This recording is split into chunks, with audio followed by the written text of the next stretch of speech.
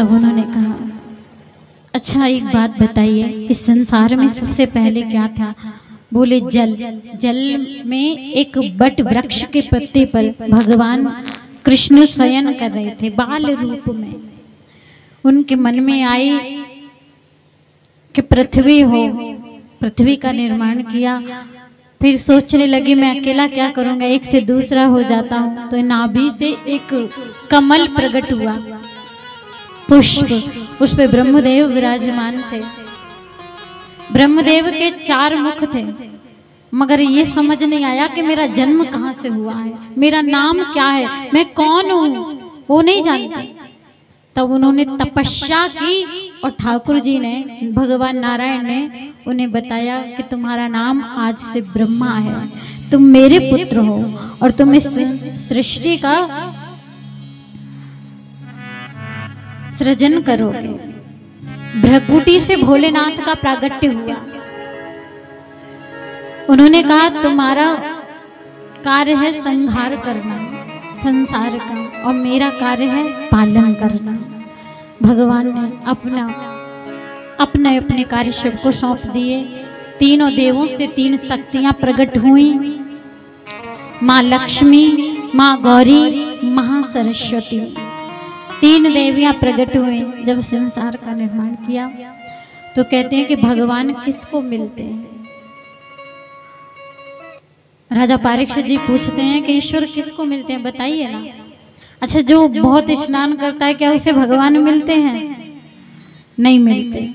अगर भगवान यही सब देखते कि ये व्यक्ति बहुत नहाता धोता है तो हम इसे प्राप्त होंगे, तो कौल भील सर्दियों के 4 महीने में स्नान नहीं करते थे, ऐसा वर्णन आता है। और राम जी ने अपने खुले हाथों से उनको हृदय से लगाया, तो ये भी भगवान नहीं देखते। तो क्या देखते हैं भगवान? बोले सुंदर रूप को देखते होंगे, भाई ये व्यक्ति बहुत सुंदर है, हम तो इसे मिलेंगे। तो नहीं, कुब्जा 3 जगह से टेढ़ी थी, उस पे प्रभु ने कृपा की, कुरूपा थी।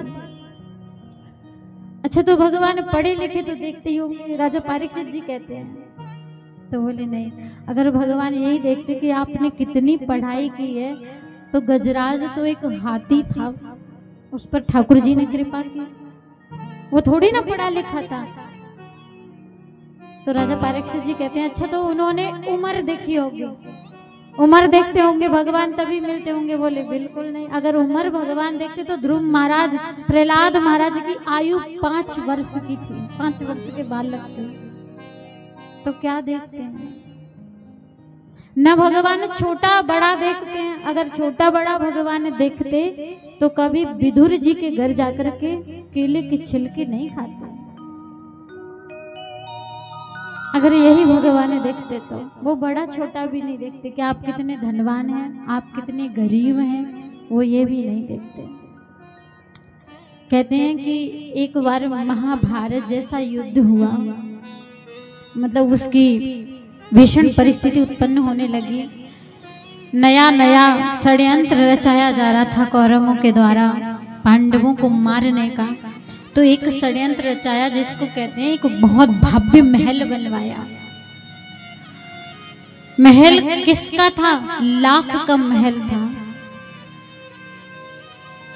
लाख का महल बनवाया, और इसके बारे में पांडवों को भनक तक नहीं, पता तक नहीं है। लाक्षागृह जब बना करके तैयार किया, बोले भैया ये आपके लिए, आप इसमें रहिए, ये हमारी ओर से भेंट में है। जलाने का षड्यंत्र किया गया। जब देखा तो ये बात विदुर काका को पता चला। विदुर जी दौड़ करके धृतराष्ट्र के पास आए, बोले सुनिए आप मेरे भाई लगते हैं, लेकिन मैं भाई होने के नाते नहीं, एक प्रजा का साधारण व्यक्ति समझ करके आपसे कुछ बातें करना चाहता हूँ। महाराज कहिए क्या कहना चाहते हो? मैं बस इतना कहना चाहता हूँ राजन कि जो आपके पुत्र कर रहे हैं ना अन्याय, ये उचित नहीं है। दुनिया नहीं देख रही है, लेकिन ऊपर वाला सब देख रहा है कि आप किसके साथ क्या कर रहे हैं। आप किसी के साथ धोखा भी कर रहे हैं, उसे पता नहीं है, लेकिन ऊपर वाले को सब पता है, वो सब जानता है। उसके यहाँ कभी ना तो झूठ चलता है, न छल चलता है, न कभी कपट चलता है। और आप सोचे ना कि पांडव कमजोर हैं, पांडव कमजोर नहीं है। वो केवल आप बड़ों का आदर करते हैं, सम्मान करते हैं। कभी जीवन में किसी को कमजोर समझने की भूल मत करना। एक छोटी सी चींटी भी हाथी को धराशाही कर देती है, तो कभी किसी को छोटा मत समझना। बहुत समझाया। आपके जो परिवार में दुर्योधन है ना, ये अभी कुछ जानता नहीं है, ये बहुत कम जानता है पांडवों के बारे में।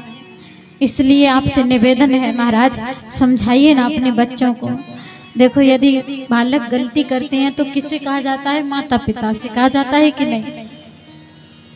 और जब माता पिता ही उन्हें न रोकें, उन्हें और छूट दें, तो फिर इसमें गलती किसकी होगी? माता पिता की ही होगी। जब गलती अपनी संतान करती है ना, तो रोकने का भी धर्म आपका है, ना कि उस पर टिप्पणी धरने का।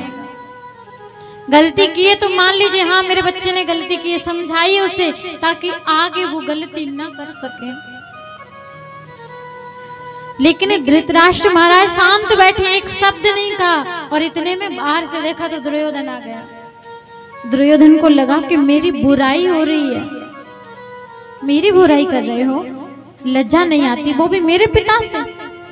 एक काम कीजिए, आपको जो मंत्री पद मिला है ना, ये मेरी कृपा से मिला, इसे अभी छोड़ दीजिए और महल को छोड़ करके चले जाइए। उन्होंने कहा बेटा, जहाँ बड़ों का सम्मान ना हो ना, वहां ये विदुर कभी रुकने वाला भी नहीं है। जहाँ अधर्म हो, कहते हैं कि अधर्म की बेल पर कभी न्याय के फूल फल नहीं लगते हैं। जैसे उन्होंने देखा, सब त्याग दिया, अपनी पत्नी विदुरानी को लेकर के वन में चले गए। वहां जाकर के बहुत भजन किया,